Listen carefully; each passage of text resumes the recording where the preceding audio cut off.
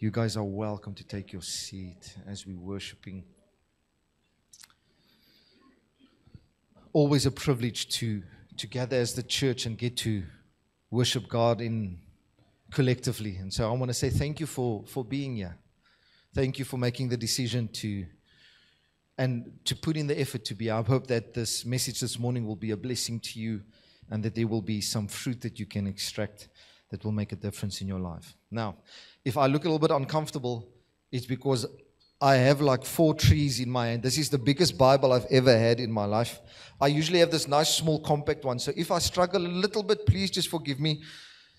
My eyes are getting weak, so I need the groot druk. You know what? The large print, okay? You guys aren't laughing because you're sitting with the same Bibles for the same exact reason. Okay, any case. So I'm going to do my best to navigate all this equipment this morning. We're going to talk about the scribes before the scrolls. I'm going to speak from Romans, and the author of Romans is Apostle Paul. And there's some phenomenal things in here. But I need to warn you, you might slightly feel a little bit angry at me during the sermon, okay? But it's fine, because you know, Mos, offering is already taken up, so it's not a problem, okay? But I want you to really open your heart. And I think there's few countries that this is going to be as impactful than our country, because it's so tangible, it's so real, and it's what we experience on a daily basis. And so, yes, I'm just going to speak about it, and then just luckily there's no stones to throw. So I hope you guys are ready, because I'm not sure if I am. Romans 1, chapter 14, and we're just going to read this. And Paul says, I am under obligation both to Greeks and to barbarians. And I'm just going to pause there quickly. If you want to know what he's trying to say, he's talking about diversity, okay? He's saying that I am both under obligation to the people that I know and the people that I don't know, the people who are educated and the people who are uneducated. There's no discrepancies, there's no differences. He's got an obligation to everyone. And he says, both to the wise and to the foolish. Verse 15. So I am eager to preach the gospel to you also who are in Rome. He's basically giving them a reason why he feels that he's preaching to them, which means there are people who's resisting this idea that the gospel should go to them. That's why he's making this statement. Okay, so when we say to our kids, please put your washing into the basket, we don't say it because it gets done. We say it because it doesn't get done. And you repeat it, and you even put up promotional A4 banners in the bathroom to remind them about that too. Verse 16. Now listen to this interesting statement. Jo, die Bybel raak swaar. For I am not ashamed of the gospel, for it is the power of God for salvation to everyone who believes, to the Jew first and also to the Greek. Now you need to know that when he says, I am not ashamed, there are some people that are ashamed. Sorry, it's Afrikaans. But I want you to absorb this. And now it's easy for us to say, hi, sis. But I'm going to show you how difficult it is not to be ashamed of the gospel. Just here in Cape Town.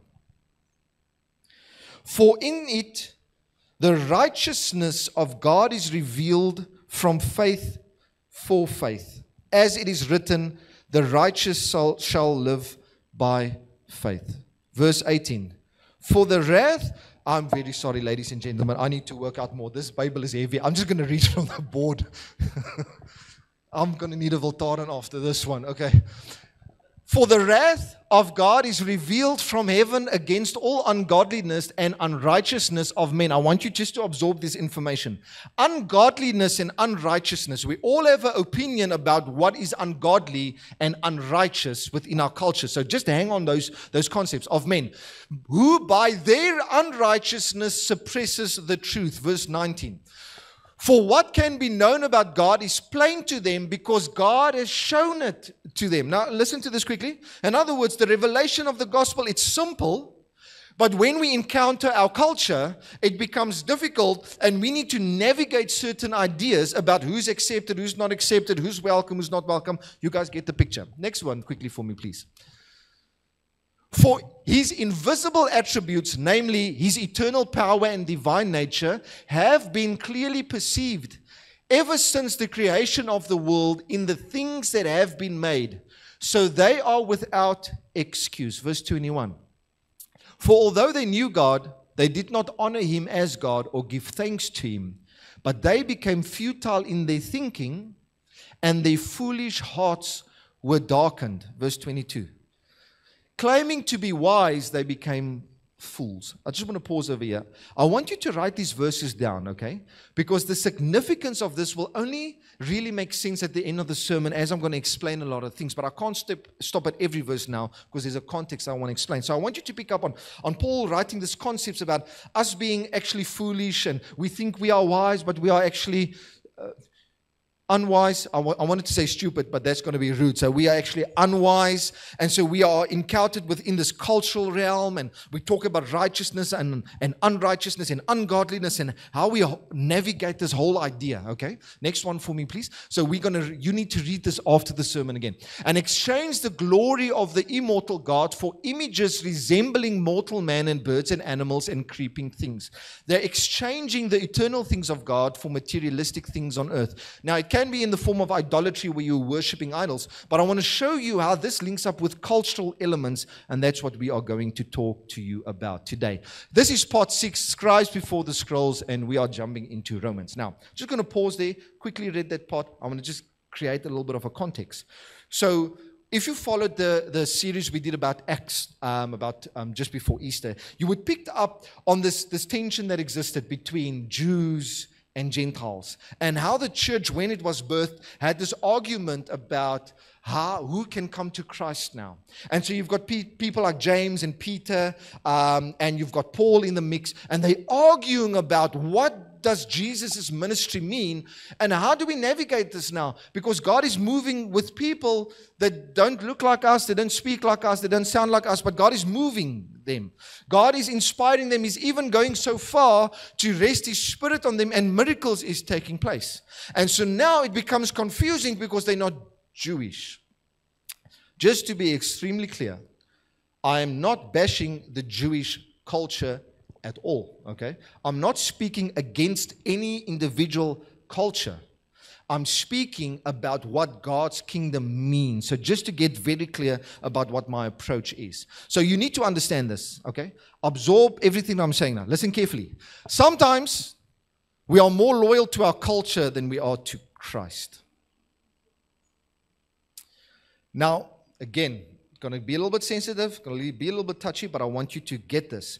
This is not something unique to us in our occasion where we are in South Africa, for example, but this is a topic that popped up in the New Testament as well, because they need to navigate the gospel, and it becomes difficult. Now, we've said this a couple of times before, but I just want to remind you, so what does culture basically mean?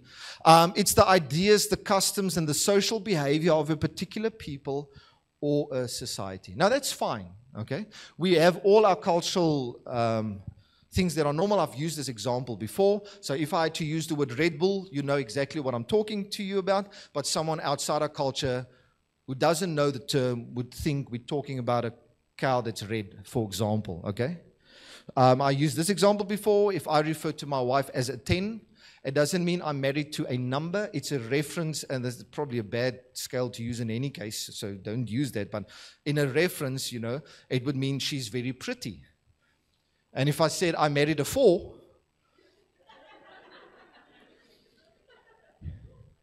it means your wife is rich. Okay. So now, just the point that I'm trying to make is there's certain things that's welcome in our culture. But we need to be careful because sometimes we put our culture be above Christ, and that becomes dangerous. And the thing why this is so dangerous and why we need to talk about this, and this is what Paul is trying to address in the book of Romans, and I want to draw from that into our time now, is that it becomes dangerous because we aren't even aware of it. We aren't even aware of it. Can I just take you through a short little history about church life? So not too long ago, pants on ladies who wasn't allowed in the church. You've heard this, we say this before. Even to this time, there's certain churches that requires hats on, for example. In some churches split and broke up because they removed an oral. They removed an organ out of the church and replaced it with a synthesizer, for example, and churches split over that. Can I tell you the fights we had when we said we're going to change the paint of the church to black? Because you can't use black in a church, okay? And so I want you to understand these cultural ideas that hijacks kingdom principles. And now the problem is when we are to walk within God's kingdom, we take our cultural ideas and we reject people as if we've got to say who God's grace can go to. We reject them not because of kingdom principles, but because of cultural backgrounds. And we say, God can't love you, okay? This is not a real church because you don't have an organ in. This is not a real church because you're not wearing a hat or whatever the case may be. And so this happens over and over and over again. But there's a problem with this term culture because there's other words that can kind of expand on this idea. And you will know, especially with the Western culture or the politics within America at this stage, you will know some of these words pop up and it seems very familiar. But don't judge America so harshly because I think every country is guilty of this. So, first of all, let's start with the word patriotism, okay? So I want to explain what this means. The quality of being patriotic, okay? Devotion to and vigorous support for one's country. Now, there's nothing wrong with that. There's nothing wrong being proud of biltong, for example. I'm just taking something example, or chutney, or whatever you like about your culture, whatever. There's nothing wrong about being prideful in a healthy sense about your heritage. But here's the problem. If we are not careful about patriotism, okay, it evolves to something very bad. And that is referred to as nationalism, okay? And that means this, it's identification with one's own nation and support for its interests, especially to the exclusion or detriment of the interest of other nations. There's another word that we talk about this to our kids. It's selfish. Okay? You are so focused about yourself that it never comes to a point that you are aware or care about the needs of others. Now, just to be very clear, this is not a political message. I'm not promoting any political party at all. I'm preaching a kingdom message to you, but I need to use tangible examples because we are confronted with this every single day. Now, nationalism becomes worse when we use this next word, and it progresses naturally, and that is where the term racism comes in. Now, there's a long description for this, but the bottom line is this, is when you go against a person or people on the basis of their particular racial or ethnic group. Okay? So you're proud about your country, but then it goes over to a place where you fight and die for your country. I'm not talking about protecting yourself. I'm talking about pushing other people down so you can lift yourself up. And then it comes to a place where you find that even in your nation, there's certain racial groups, and we would fight and we would argue and we would say, we are better and you are better and whatever the case may be. And then the gospel kind of hangs around at the back and looks at the story and say, but none of those elements fit into the good news of God's word. And so we pick up on how every racial group or every national group or whatever, you can categorize this as much as you can. We take on God and we say, hey, God is our God, okay? So Yahweh is the God of the Afrikaner. Yahweh is the God of the Xhosa or the Zulu, or Yahweh is the God of Israel, for example. And we begin to claim something that's not ours to claim. As if God does not love people. As if Jesus did not die for everyone. As if God's kingdom does not have racial borders or national borders. And so now, by the way, if you think this is overly sensitive and awkward, it's not. You read about these concepts in the Bible. That is why they were fighting about Jesus is a Jew. How on earth can we take this message to the Gentiles, the Samaritans, the people outside? And so they fought with Paul about this concept about how can you go out? And Paul says, well, I don't know. I just saw Jesus showing up and He anointed me, and then suddenly I started praying for people, and God healed people that's not Jewish. And suddenly God freed people, and demons were exorcised. Not exercised, the other exercise, okay? And they were cast out, and now it becomes complicated. Well, it becomes complicated because we're more loyal to our culture than we are to Christ. But if you remove your culture, Christ is simple. But it becomes complicated when we add in culture. You guys are looking either angry or very uncomfortable at this moment, okay? And so I want you to understand this concept. The danger of ism. Okay, yeah, it's I know it sounds very strange, but it's real, okay? Ism, it's a suffix, okay? Wait, I want to look smart when I do. It's a suffix. In the discipline of etymology, when one does one's research, basically what I'm saying, I googled this and this is what pops up, okay? So the suffix ism is used to describe a doctrine and a belief system. So the moment you use the word racism or nationalism, any ism that you add on into a word, you need to be very careful because we belong to God's kingdom and you need to evaluate. You see, I wanna take things a step a little bit further. We confuse culture with righteousness. We confuse culture with righteousness. So I'm not claiming this idea. I'm saying this is a dangerous idea. So don't take a picture of this and say, John said this. No. I'm saying the opposite of this, but I need to express it to you why it's dangerous. So this becomes, you can go to the next one quickly for me, please. A dangerous idea. Cultural approval is spiritual superiority. I want you to absorb this information in a second. Sometimes we see ourselves spiritually superior because we are more accustomed to our culture. I am spiritually superior because I'm wearing skinny jeans and you are wearing a suit and a tie because it's old school. No, it's not. By the way, people were judged based on you don't come with a tie because culturally you dress in a two-piece suit when you come to church. You are culturally accepted, which means you are spiritually superior than to the guy who's lost and outside. In other words, you are loved more because you can afford a tie. This is not conversations outside the church. This is conversations not 15 years ago inside the church. And so now we feel difficult. We are placed in this mold where we want to become more culturally accepted than to walk into what the gospel wants us to do within God's kingdom. And so we fight and resist and we reject because people are different than us. And it happens so easily without us even being aware. And it becomes dangerous because now we show up to church for a while. And we have people here in the culture, we wear skinny, I'm just taking skinny jeans as example. We wear skinny jeans in church. And now someone walks in that dresses differently. And we say, hey, can't be from God. We walk in and we tend to, when we worship God, we tend to do it quietly. But what if someone starts weeping before the Lord? Then we say, hey, no, that's not tolerated in our culture. No. There's so many stories in the Bible where people were culturally... Let me slow down. There are so many stories in the Bible where people were culturally different, but accepted by God.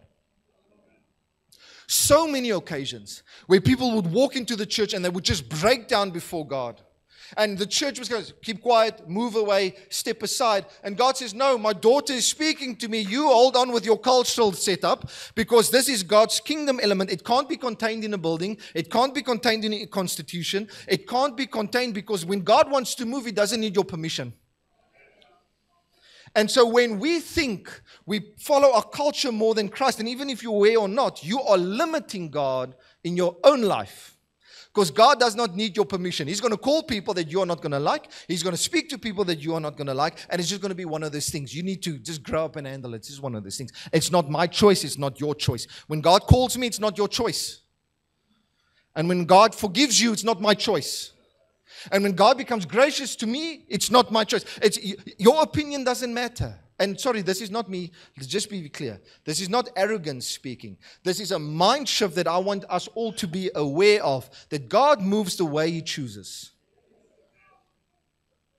And we need to be careful that as the church, we become so culturally relevant that we don't become the church anymore. We just become a gathering point that people in our time associate with. But church is meant to be something more. Church is meant to be something that flows where God leads us, to serve where God needs us. One more. Okay, no, stop. Okay. I ran out of that. See, can I rephrase this for you? We are called to baptize people and not political agendas. But in church, we become so religious, we baptize ideas first and then say, if you fit into this idea, we can baptize you. If you put on, I have decided, then we can baptize us. By the way, there's nothing wrong with t-shirts or anything like that. I'm just using an example, So I want you to absorb this. I want you to take this in. Because you are here, I want to ask us, what things do we put above Christ? What cultural things have we allowed to put above Christ in our life? So God can't move in your family because you put your culture first. God can't forgive your mother or your father. God can't forgive your children or whatever the case may be. Why? Because culturally or my past or whatever the case may be, you're blocking things because something's familiar to you. And God wants to lead us into a place where we put Christ first. And then whatever is in our culture that aligns with that, we follow or we become accustomed to. But we need to be very careful. The history of the church has always prioritized culture.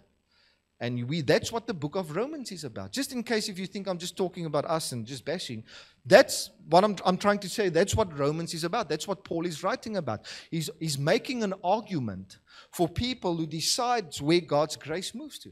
And so we need to evaluate what are we causing limitations on in our communities.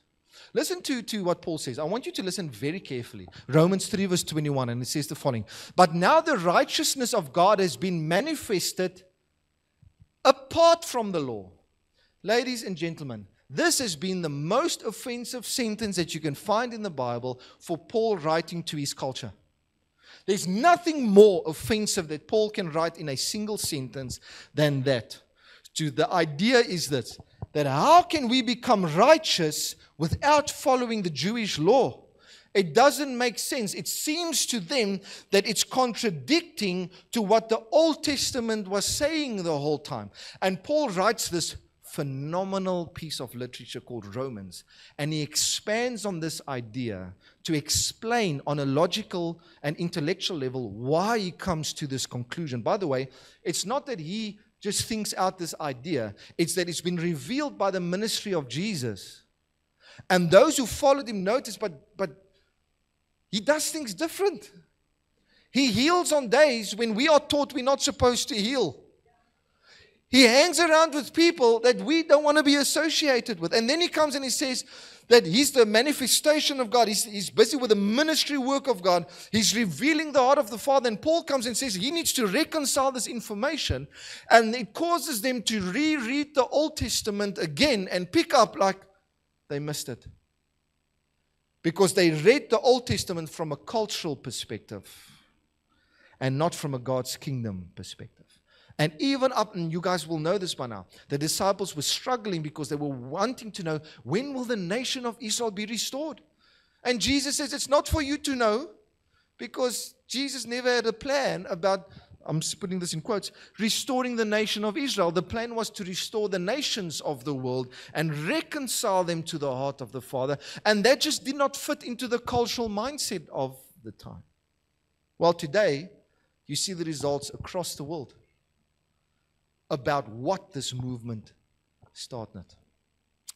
He carries on, but now, although the law and the prophets bear witness to it. Now, I just want you to absorb this. It's not that Paul is sitting there being rebellious, rejecting the idea. He says, but the prophets, the books that we are reading, he's talking to the people in his time, the books that we are reading reveals this. Say, the laws and the prophets that we use to mold our culture, it reveals these things. Okay, let's carry on quickly. The righteousness of God through faith in Jesus Christ for all who believe. For there is no distinction. In other words, he's making the statement that this can be seen even in the Old Testament. Now, please, I just want to give a warning out here.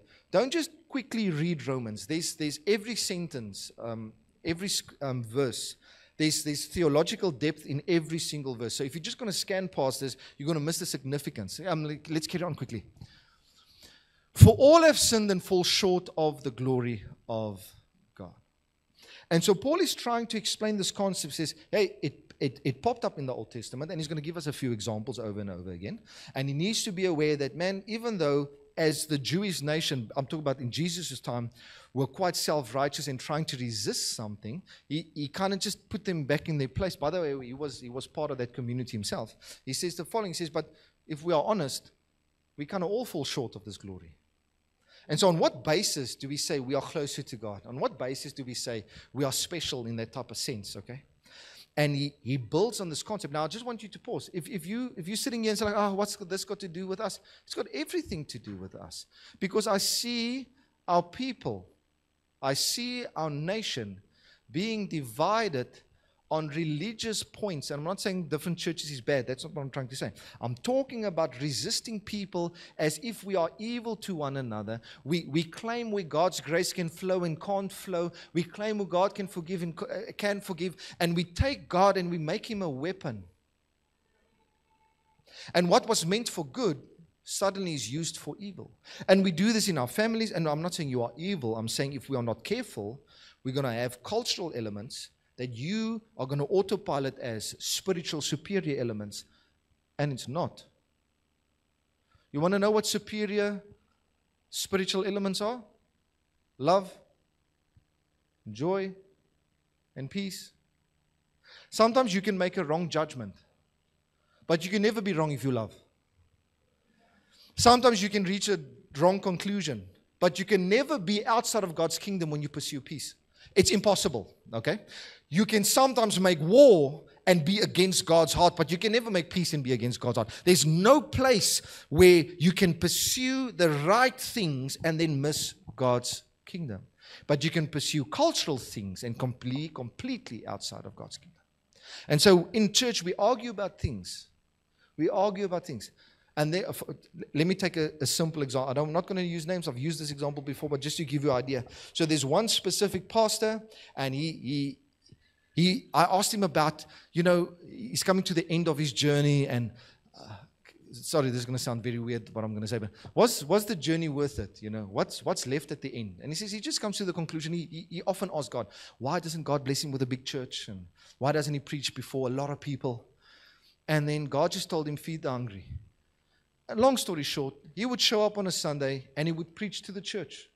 And he would do his thing and then he would walk off. And Monday morning he would wake up and go buy 200 loaves of bread to go feed people in the week. From a Monday all the way to a Friday.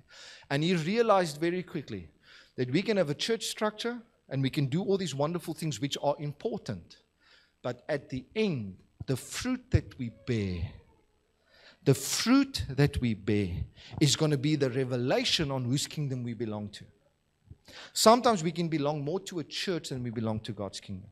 Now, there's nothing wrong with following rules. There's nothing wrong with being involved. Nothing wrong at all. But then you need to make sure that where you are involved follows God's kingdom. Then you need to make sure that where you are involved and the guidelines that you are following aligns with God's kingdom principles. Otherwise, you are following a cultural thing. And you will reject things that God wants to do, and you will become a dexel, a pot, a roof, a lid. The top side of the pot, okay. I want you to understand one thing very clearly today, okay? You might not, and by the way, I expect a lot of people, no. I expect some people to feel quite resistant on what I'm about to say, and I expect a few people to maybe not like me for what I'm about to say. But I can assure you that this one sentence is found in the Bible. Okay, not word for word, but I want you to understand this. People don't need to fit in to be found. I want to change this around. God came and found you when you didn't fit in. God came and found me when I didn't fit in. And I want you to absorb this for a second. But now you need to be careful. Because God has found you when you did not fit in. That means there are other people that aren't fitting in at this moment, but God wants them to be found. And if we are going to put down rules and regulations and structures and processes, and all those things can be healthy, but we need to be careful that we put God's kingdom below the structures. And so I want to swap it around. You love them first, and then we teach them about holiness and sanctification, okay? We provide peace in their house first, and then we talk about communion, You pray for them for healing first, and then we talk about the processes of loving each other and serving one another. God does the things the other way around. But when I find ourselves is we put systems in place first and say, if you do these things, then we can love you. If you do these things, then you will have peace in your house. And there's some life wisdom principles, okay? Don't get me wrong, there's principles in the Word. I'm just over-explaining myself because I'm scared. But, the bottom line is this. You can misquote me on every sentence, and you can draw from this whatever you want to draw from this. But my heart, what I'm trying to say is in a healthy place, in the sense of it's about being careful that we don't misplace our loyalty. And we reject people simply because it's culturally accepted in comparison to what God's kingdom wants. And then we put a Jesus stick on it and says, no, this is righteousness. It's not, it's foolishness. And so Paul is confronted in Romans as he's writing, and the people ask this one question the whole time. Am I a good Jew? And this is the concept that Paul is writing. He says, it's not about how good of a Jew you can become to follow Jesus. Because the Jewish culture, and by the way, the conclusion of the church was the Jewish nation, the Jewish Christians in the New Testament, they weren't going to change their culture, okay? So I'm not saying they should change their culture. They're still going to carry on with cultural elements, okay? But they're going to follow Jesus in their culture, okay? But now the problem was when other people came in, they thought the process was that they need to become good Jews in order to belong in God's kingdom. And so we sit with a similar problem today. Because we don't ask, are you a good Jew? We ask the following question. We want to know, are you a good Christian? Because you can only follow Jesus when you're a good Christian. But now the problem is, now we determine the bar. And if someone does not fit into our category of a good Christian, we reject them. We put them aside. Because they don't wear pants in church.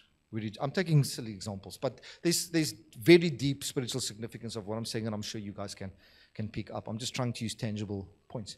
So I want you to understand this. If this is not coming through, I'm going to say it plainly. You might not have the perfect life right now, but you are just as welcome in the service as anyone that's been here since day one, okay? I want you to absorb this quickly, okay? So there are processes that eventually takes place in our life when we get to follow Jesus. But I want you to understand something plain. I'm not sure if you feel rejected. I'm not feeling if you feel one-sided. I'm not sure if you feel unwelcome. I want you to understand something. God's love is not determined by this church's culture. And God can love anyone He chooses to love. And God can be merciful to anyone He chooses to be merciful. Sometimes we mess things up, and something we go wrong ways, and sometimes we are just plain rebellious. But God's acceptance is not determined by any institution that exists on this earth. But there are institutions that can guide you in the right way, and they can point you in the right way, and they can support you in the right way. Romans 4 verse 1. What then shall we say was gained by Abraham? We're going to conclude soon. Paul does something ruthless. He takes the father of the nation to illustrate his point. Okay, so he's not just claiming grace and love and there's no more Jew and Gentile. He's not just claiming these things. He draws it through to the most central figure of the Jewish religion. And he draws from Abraham. And he says, what then shall we say was gained by Abraham, our forefather, according to the flesh? Next one. For if Abraham was justified by works, he has something to boast about, but not before God. I'm going to explain this to you in a second. Verse 3. For what does the scripture say? Abraham believed God, and it was counted to him as righteousness. Before Abraham, a lot of bad things happened. But when God called Abraham, He didn't call Abraham based on everything that was smooth in his life. God just chose him and He called him before all the regulations started. God called Abraham before the church existed. God called Abraham before communion existed. God called Abraham before our songs existed. God called Abraham because God called Abraham, period. That's the bottom line over there. And so I need you to understand that Paul is very, very intelligent with what he's writing. And by the way, these are just a couple of verses. Romans is quite a large book. And he points out and he says, man, let's look at Abraham. If God called the father of our nation this way, why can't he call us this way as well? Abraham believed God and it was counted to him as righteousness. Next verse for me. This is in Genesis 15 verse 5, the reference Paul is using. This is God, and God brought Abraham outside and said, look towards the heaven and number the stars. If you are able to number them, then he said to him, so shall your offspring be. The next one quickly. You can... Yeah. And he believed the Lord, and he counted to him as righteousness. He didn't go through any next step course. He didn't follow growth track. He wasn't involved in a connect group training. He didn't even use communion. He did not understand the justification of faith. He didn't pay any tithing at that time at all. Although he did it afterwards. Okay. I don't have a reference for that one though. I'm sorry. But the point just being is I want you to understand God loves who God loves and God calls who God calls. Now Paul, to make it just a little bit more solidified, uses this, and this will probably be the last example. He uses the concept of wages when you pay someone. And if you own a business, listen carefully to this. Okay. Now the one who works, his wages are not counted as a gift, but as his due. Business owners, you are not doing a favor if you pay salaries to the people who's been working for you for a month. I'm just mentioning for what that's worth, okay? So Paul comes to a place where he says that, man, this when you've been working and you get your salary, it's not a gift. It's something that you are due. Now listen to this. Next verse, he says, and to the one who does not work but believes in him who justifies the ungodly, his faith is counted as righteousness. And it becomes significant that Paul would use Abraham as an example to say, hey, Abraham did zero work. God came and gave him a gift. And then he comes to the concept of wages and say, hey, man, we understand if we work, we get our money, we get paid. But faith is not the same way. It's not something that you work for. It's a gift that shows up for us. And there is a form of a response towards that. And Paul uses this argument on the table to come to this conclusion. Okay? And I'm going to give the counter argument because the people he's writing to, the challenge between having Jews and Gentiles in church is this. Is that the people at church, they wanted unity, but on their terms. So we want unity because we know the Bible talks about the sense of loving people and togetherness. But then there's a problem. We are the ones that determine what that unity looks like, not God. And so there's antagonism that exists. There's tension that exists within this, okay? So Paul claims that unity, that we are united by faith and not by uniformity. I want you to absorb that one sentence extremely clear today. We are united by faith and not uniformity. You know what that means? Is that people can be different than we are, and we can still serve the same God. People can live in another nation than we live in, and we can still serve the same God. They can be in a church with a different culture that we are in, and they might sing different songs, and it might even be in a different language, but we are united in faith. We serve the same God. We belong to the same family. Now, I know we know this here, but you need to start living it within your body as well. You need to start being convinced about this here. Because we treat each other differently out there. See, it's easy here because there's uniformity inside this building. But man, just a couple of years ago, you put a Catholic and a Pentecost next to each other, and they started stabbing one another. Literally. Okay? Wars, when you look at the past. So I want you just to absorb this, to say, hey, maybe we are a little bit more guilty than this when we think. So the book of Romans is not just there for the birth of the church. It's there to help us in the continuation of the church. To say, be careful of culture. Romans 14 verse 1. As for the one who is weak in faith, welcome him, but not to quarrel over opinions. Okay, just pick up on this, man. Something you can't come to church, you don't know enough of the Bible. You can't come to church because you do funny things, or whatever the case may be, okay? The point is being here is that Paul says, man, there's going to be differences, but even welcome the guy who's weak in faith. Now, he uses a very funny example, okay? Now, I've got nothing against anyone, but if I'm smiling, it's because I think it's funny. One believes he may eat anything while the weak person eats only vegetables.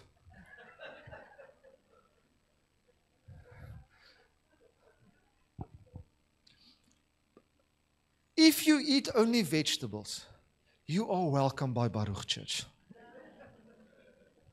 No, but I want you to understand, there's some significant things in here. Paul is saying, people are completely different, but yet they can still serve the same God. And be careful not to argue about vegetables and meat and all those things. By the way, this is maybe a sensitive topic in our time today. But I want you to, that's not the heart. It's not about fighting against vegetarians. It's about a kingdom principle. But you see how quickly we get stuck in materialistic arguments when Paul says it's not either or. It's just a kingdom principle, you know. Get along, work together, tolerate one another, love one another. Well, the Bible puts it this way. Bear ye one another's burdens.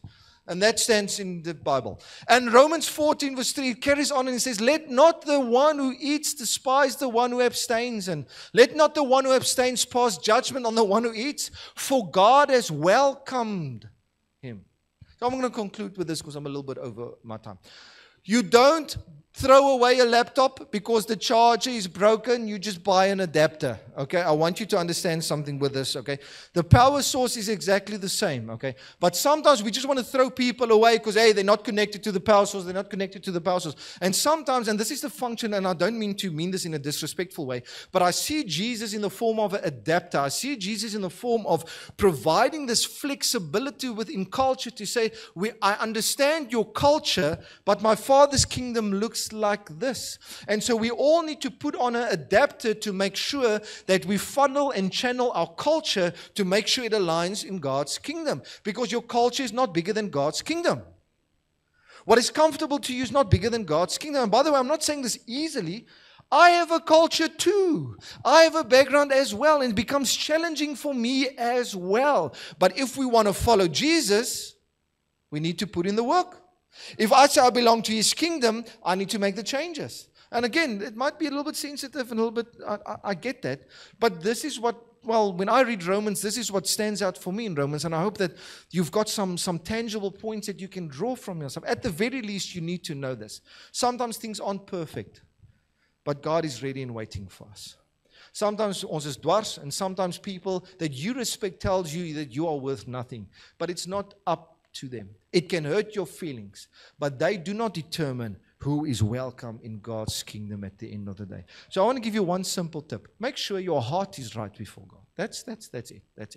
Listen to people that you trust. Look at those who are gone before you. There's nothing wrong with healthy leadership and taking advice from others, but there's nothing more important than what the condition of your heart is before God. Because I can tell you now, there are people that sit in churches all over the world, but their heart is far away from God. That counts for nothing. That counts for nothing. But when you combine a good heart in a community where people worship God for the right reasons together, where people serve one another for the right reasons, it becomes the most beautiful, messiest, uncomfortable, welcoming place that you can ever belong to. It's not smooth. It's not comfortable. Okay? You aren't even comfortable with your own family at home. You're not going to be comfortable with people at church as well. It's just going to happen. But when we belong to God, we make a decision that our culture is not more important than Christ.